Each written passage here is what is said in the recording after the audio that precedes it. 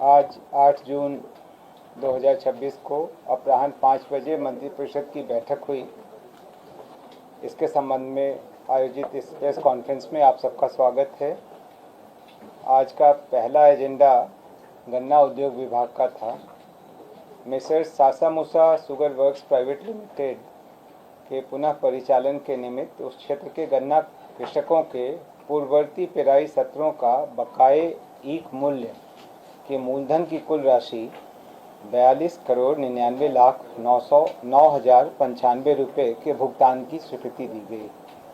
इससे NCLT के समक्ष जो लंबित मामला है वहाँ पर किसी सुयोग्य बिडर के आने की संभावना बढ़ेगी और यह संभव है कि यह मिल पुनः चालू हो सके। ग्रामीण विकास विभाग का अगला एजेंडा था, जिसके अंतर्गत विकसित भारत रोजगार एवं आजीविका के लिए गारंटी मिशन ग्रामीण योजना 2026 की स्वीकृति दी गई और इस योजना को 1 जुलाई 2026 से लागू करने की स्वीकृति दी गई।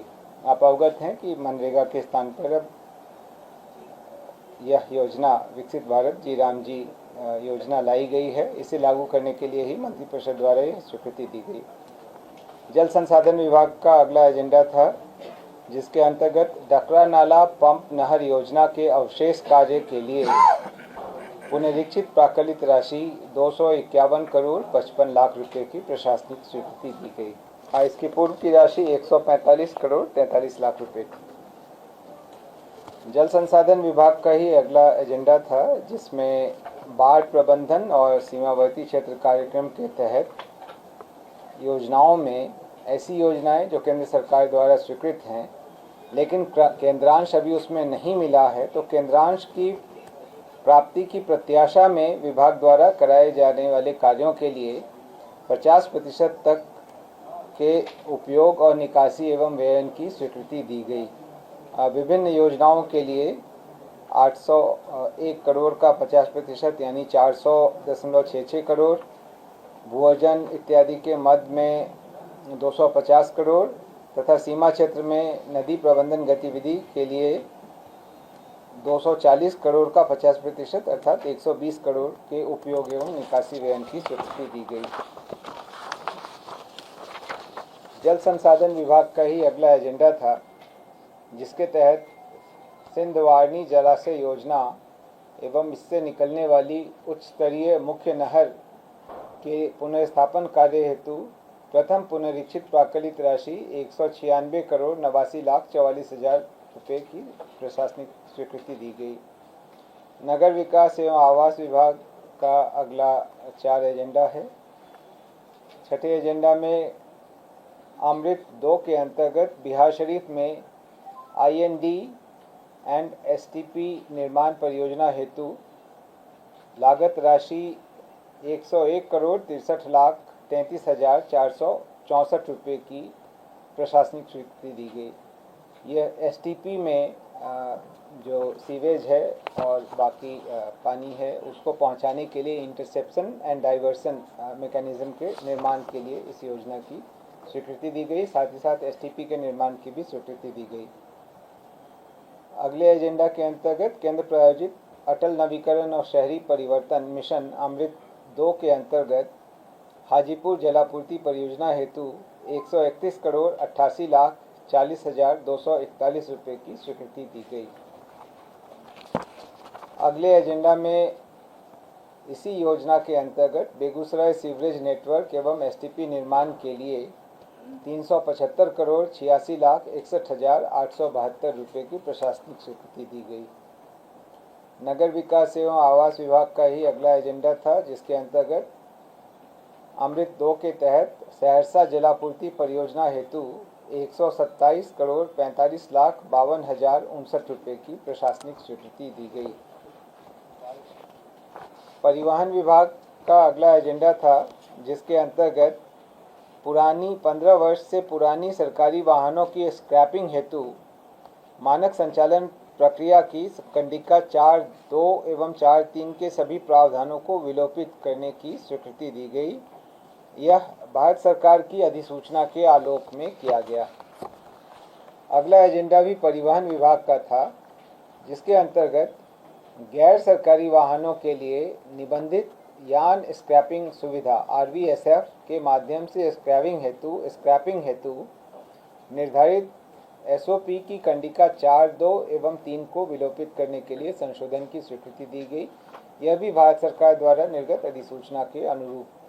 12वां एजेंडा था मद्य निषेध उत्पाद एवं निबंधन विभाग का, जिसके अंतर्गत श्री मणिरंजन, जो तत्कालीन जिला अवर निबंधक समस्तीपुर थे, उनको सेवा से बर्खास्तगी का दंड अधिरोपित करने की स्वीकृति दी गई।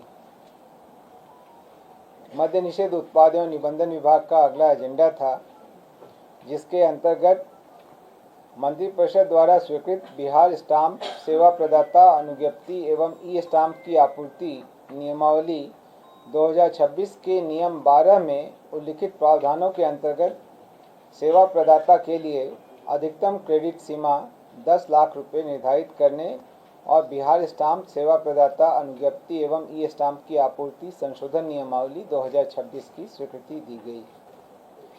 लोक स्वास्थ्य अभियंत्रण विभाग का अगला एजेंडा था, जिसके अंतर्गत केंद्र प्रायोजित जल जीवन मिशन 2 के अंतर्गत पेयजल एवं स्वच्छता विभाग, जल शक्ति मंत्रालय भारत सरकार एवं लोक स्वास्थ्य अभियंत्रण विभाग बिहार सरकार के बीच समझौता ज्ञापन पर हस्ताक्षर करने हेतु सैद्धांतिक सहमति दी गई।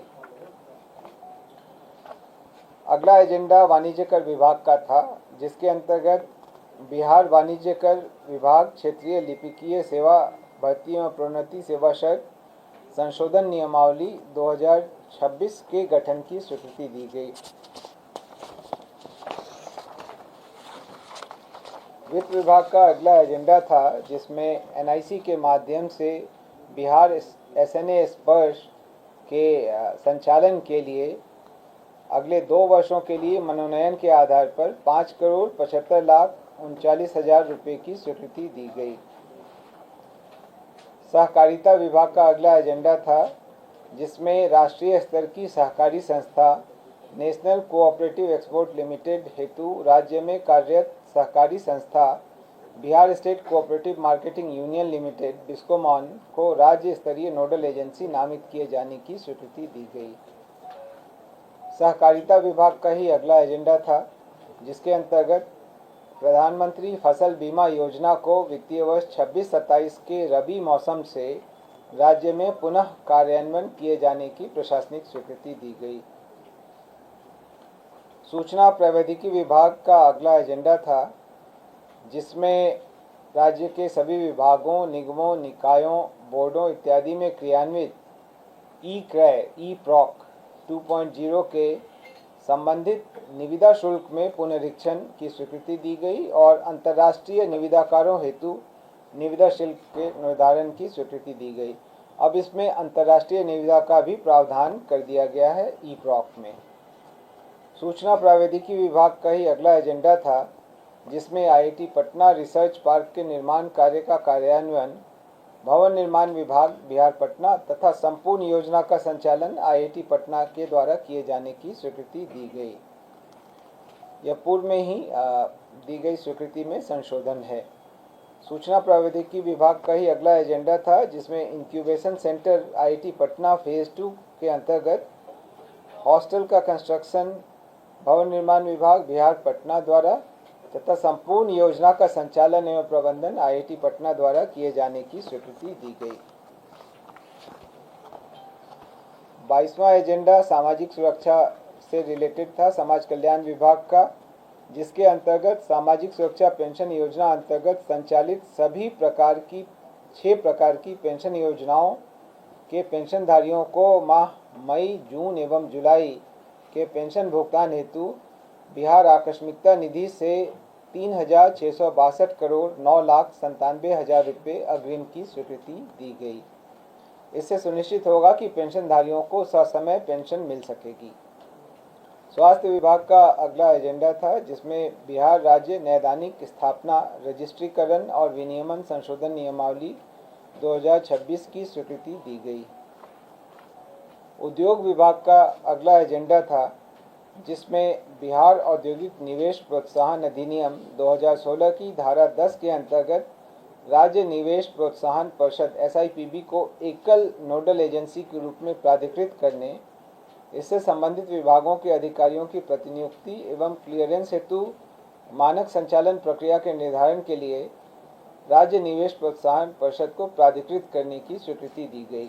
इससे अब ये सेंट्रलाइज्ड सिंगल विंडो बेहतर तरीके से काम कर सकेगा। राजस्व एवं भूमि सुधार विभाग का अगला एजेंडा था, जिसमें बिहार काश्तकारी संशोधन नियमावली 2026 की स्वीकृति दी गई। इसमें मूलतः नगर निगम, नगर परिषद एवं नगर पंचायत के लिए रैयती जमीन की मापी हेतु प्रति खेसरा 2,000 रुपये और अधिकतम 8,000 रुपये मापी शुल्क निर्धारित करने की स्वीकृति दी गई तथा ग्रामीण क्षेत्रों के लिए 1,000 रुपये और अधिकतम 4,000 रुपये खेसरों की संख्या 4 या अधिक होने पर मापी शुल्क निर्धारित करने की स्वीकृति दी गई।